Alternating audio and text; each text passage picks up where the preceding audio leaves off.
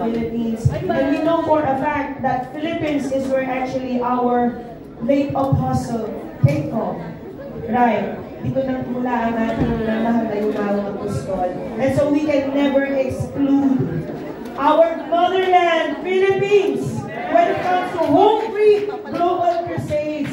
And as witnesses, we see how God is working mightily in different cities of the Philippines. Kaya nga, the mission will still continue not just outside the Philippines, but also in the Philippines. Amen. To God be all the glory. Praise the Lord. And so, may I ask my co-host, Pastor Andy Oriana. Praise the Lord. I am here at the back. Praise God. Yes, Sister Angelica. You know what? Here at the back, I can feel the anticipation of the brethren. Can you hear the praises here? Oh no, praise God. Glory to God. I know they're really excited for the whole pre-global crusade here in New Zealand. And I just want to give us a short interview here. And what can they say about this coming home pre-global crusade here in Aotearoa, New Zealand? Can I hear it from Sister Phyllis? Praise God! Would you like to introduce yourself and what local church you came from, and what are you looking forward for our upcoming home pre-global crusade? I'm Sister Felicity from Oakland, Lacal, and I'm looking forward to meet Yang Constantino, Ortea,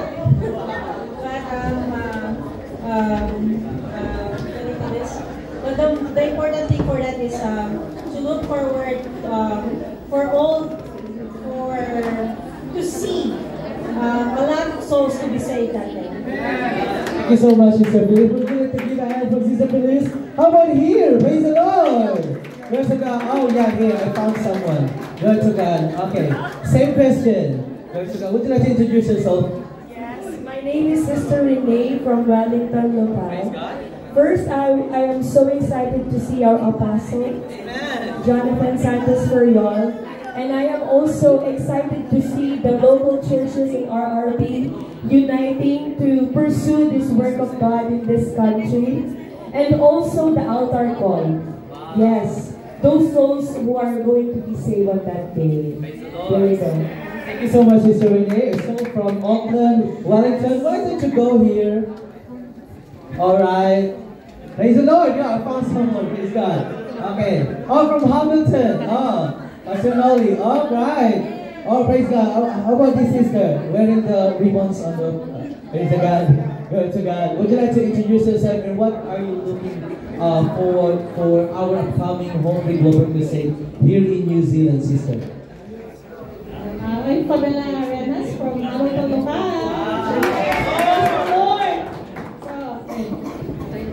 I'm looking forward for the marami pang mga kaluluwa na may ligtas and ayan, para makita ko si Apostol.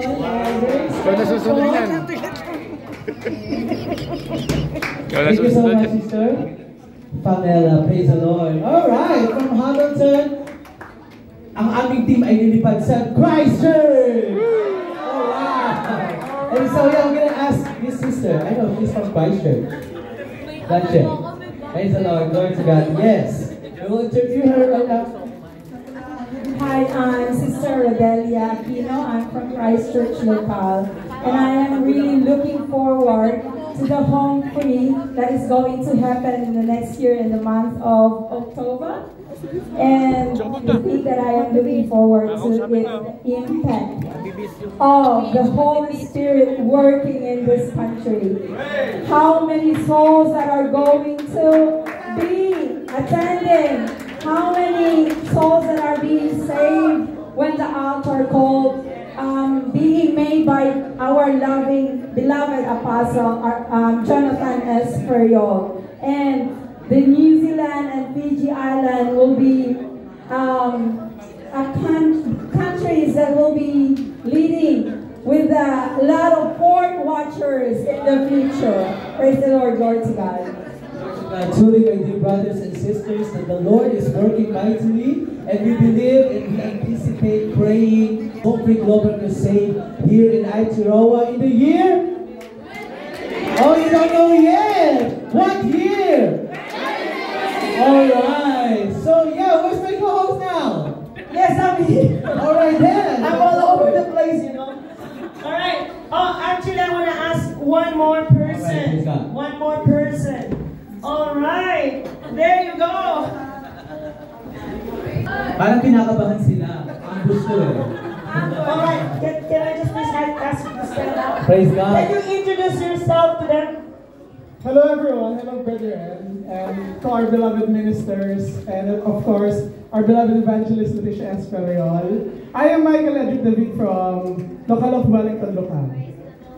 Praise the Lord. My question is, how is Home Free Global Crusade related to you? How does it relate to you? Home Free Global Crusade is has this really meaningful.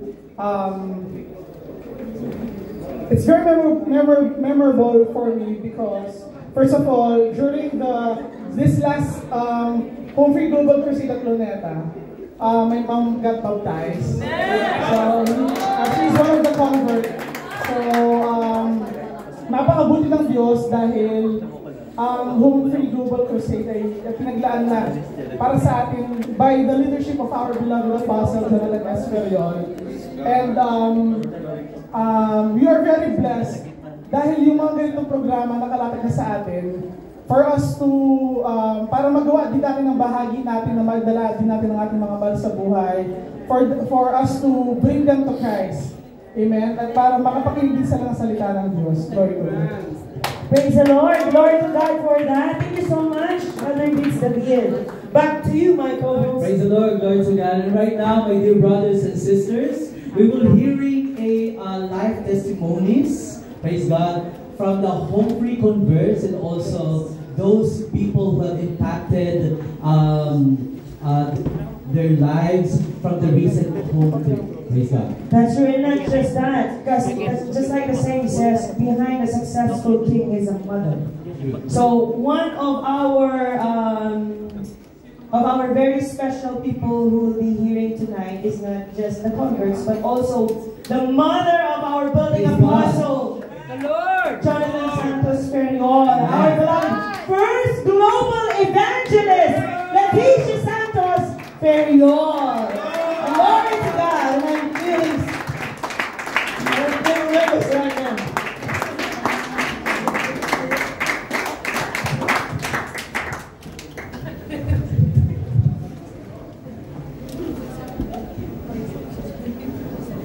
May we also call in Sister Hassana from Auckland, Local.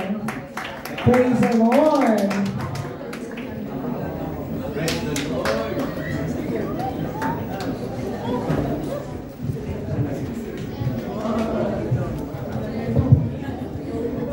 Praise the Lord. Glory to God. Thank you so much, Paul, dear evangelist, and for giving your time for this interview. Praise the Lord. Yes, thank you so much. And welcome, Evangelist Led, for the kickoff of Home Free Global Crusade. I am Rowan in New Zealand. Praise God. And also Sister Hassana. Praise God. Praise the Lord. I'd like to start off po, Evangelist Led. We know because you are the first woman evangelist po. Di po ba? Kung mayroon man mauuna sa mga ganitong pag-evangelismo, ay walang iba, next to our beloved late apostle is our evangelist, first global evangelist. To God be the glory. My question is, para sa inyo po, what do you think is the similarity? Because evangelist has her evangelistic efforts as well. Right. My question po is, what are the similarities you see po sa inyong efforts and also this Home Free Global Crusade? First of all, it's a great pleasure to share. As they call me now, that I am the first evangelist, global evangelist. Amen. Because God has given me the privilege to truly go abroad to start the work in the United States. Praise God. never in my mind that I would be, you know, that is global or it's a big, or a big time job. No, because I went to the States alone. Praise the Lord. No backup.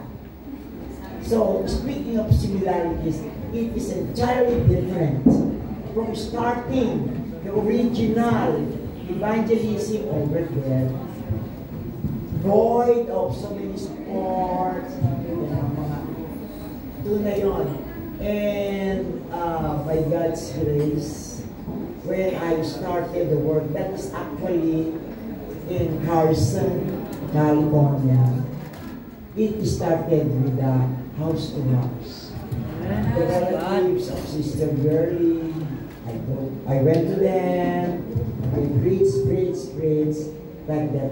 No public evangelism. Only I did was to go to the place where the plaza was, and with the members already, I brought placards.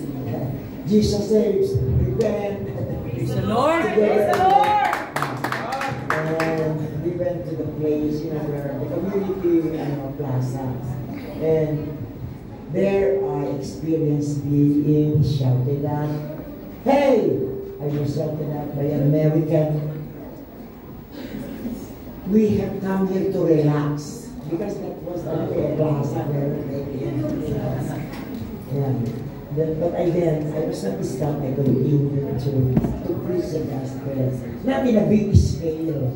Hindi lang talaga. Another thing is, you know, I publicly evangelized in the Fisherman's Wharf. Yon ay lugar wherein the fish, okay, caught in the ocean, para wharf na where the fishermen would truly put down their fish, they caught, and then, you know, there were many Filipinos, you know, sa mura, marami, and then mga Pilipino, murang isda doon. Yeah. So I preached that opposite, not in the stores, a little bit far from the stores. And there was one time when I was preaching early in the morning.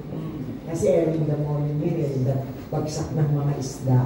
Okay, so many people.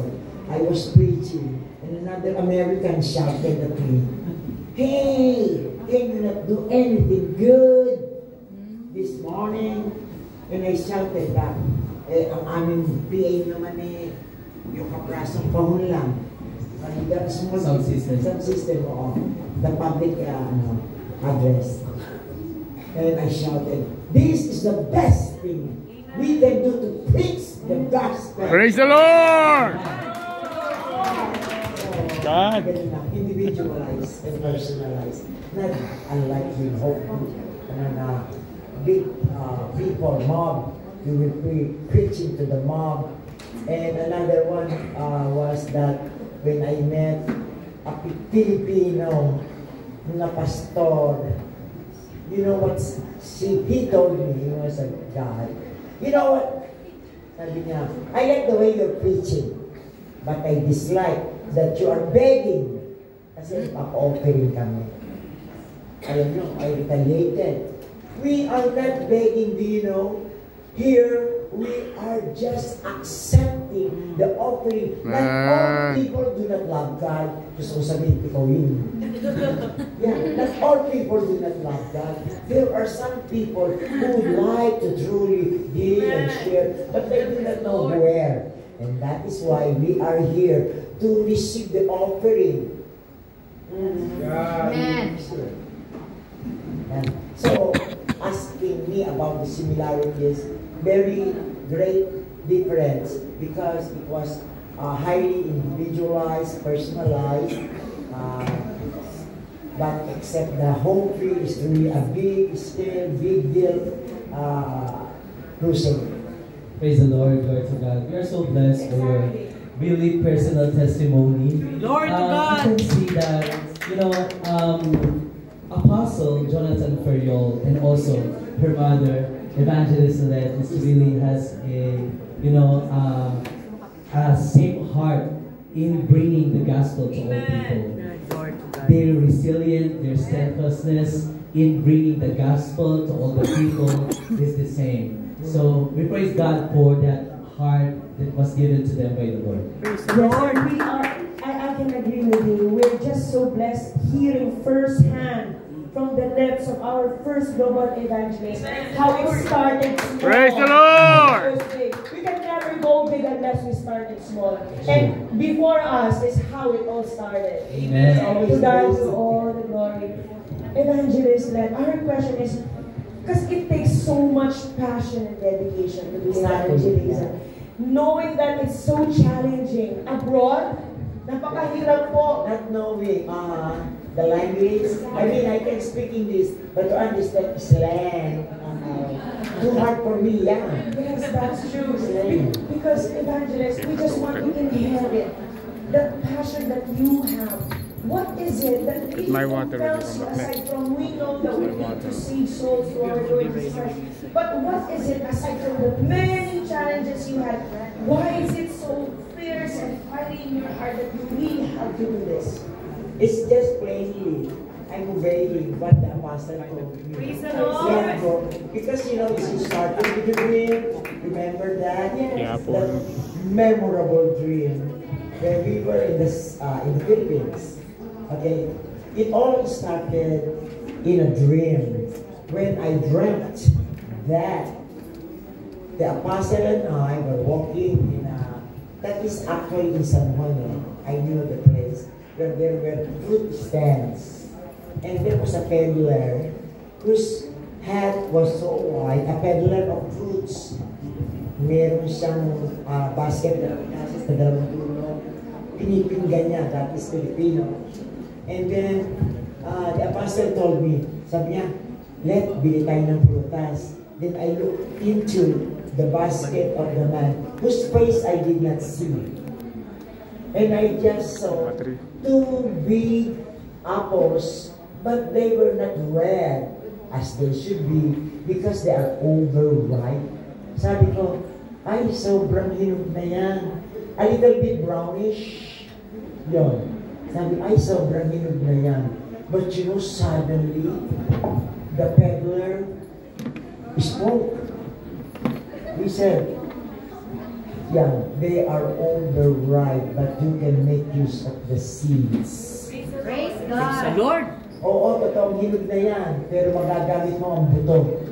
Praise God. And I woke up, and I told that to the apostle, merong Macedonian call sa US. Praise God. So, that I applied, I applied for the US visa, although it was hard. First time, I was rejected, denied. Then I tried again. And the second time, I was able to enter US. I can say that was the fulfillment of the dream. Praise the Lord. Praise the Lord. That dream comes into reality now. Yes. That our apostle Jonathan Ferriol, the brainchild of the Hope Global Crusade, is now touring around the world. And he is now reaping the seeds that was given to the revelation to our evangelist and our late apostle. Harvesting the fruits. Yeah, amen. Praise God. Praise the Lord. And we can see how God is orchestrating everything. Everything. Through the ministry of beloved evangelist led. That's actually opened the access for our beloved Apostle Jonathan to pursue global missions while there in the United States. And now there's Hope Free Global Crusade. Thank you so much for evangelist led. We're so truly blessed, aren't we? Yes, we're so blessed to hear this. Evangelist led, as a mother to our I was about to say that. Yeah, as a mother to our apostle Jonathan Santos Ferriol, we know he's still, what is your a mother advice to the work that is doing now to a man behind this global crusade that's happening around the world? What is your Actually, advice? it's not me, but the apostle, who is truly at the back support of Apostle Jonathan. When Apostle Jonathan started, the work, his advice, Apostle Arsenio Terrios' advice was, Tom, he said to his son, pagpatuloy mo yan. That is okay. But what I was about to tell you about the challenge, as a mom, leaving 6 children, half a dozen, you can just feel how a mother would feel. And that was the greatest challenge for me. However, I praise God because the will to truly obey the will of God truly prevailed over me. Praise the Lord. In fact, in one of my messages, when I said, when I was in Chicago, I truly felt so homesick of my children, but I truly controlled myself because I was the one who was preaching to myself, and there is no other one. I told myself, Pastor Ned, don't think about that. And I never, I was about to think about my children. I want to go home. I miss my kids, but I controlled myself because the Lord might see what is in my mind. But what I should overcome is to do the will of God. That's how I overcame that. Thank you, Lord. Praise the Lord. Truly, that the ministry and the mission is actually self-giving. It's True. full of sacrifice and self-denial. Thank you so much for. Thank you so much for evangelism. And to follow up, beloved evangelist, we know that even before this home free started, alongside our late apostle, you were there. Yeah. At the back of the Luneta Park. Amen. Always. Praise God. And at the back of Luneta Park, that's where it all started, like this big evangelism. At the Luneta. Can you share some experience for Yeah, we have to wake up early Saturday. Yeah.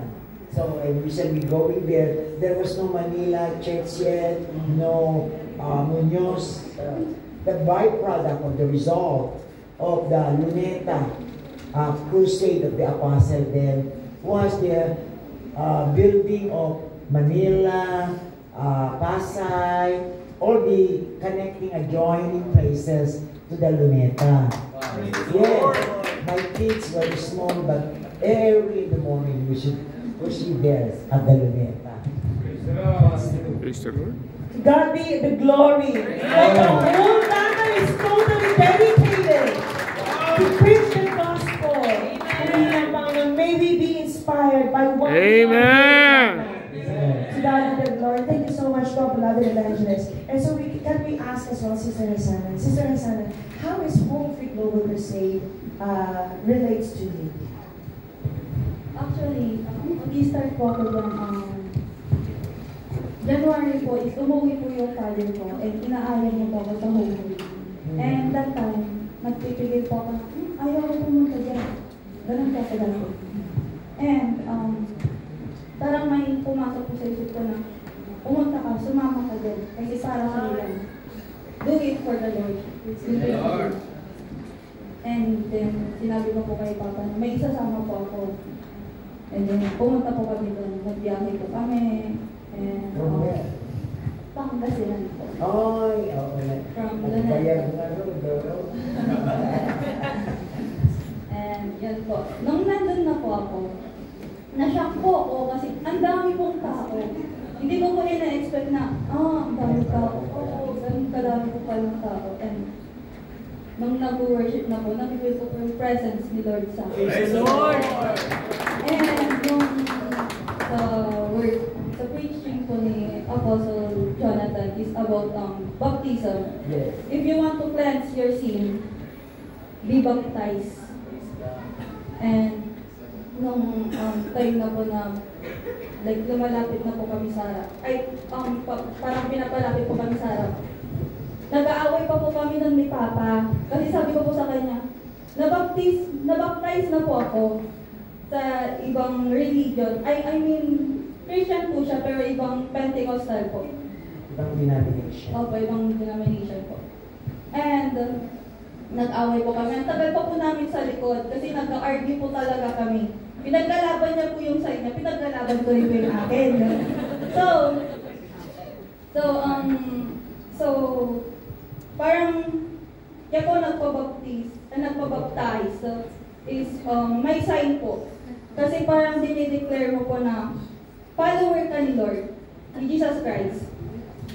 And parang ino-obey mo siya. So, sinabi ko kay Papa na, tara sa harapan.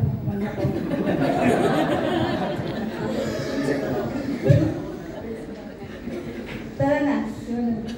And na-shock din po ako kasi ang dami po talagang tao sa harapan po. And siksikan na po talaga. And nung nakita ko ang dami pong parang full. So baptismal. Yes po. And na-excite na rin po ako kasi yun nga po, parang siya po yung nag-akay po sa akin na magpabaptize po. And Lord! Praise the Lord. Thank you so much. To God the glory. Praise God.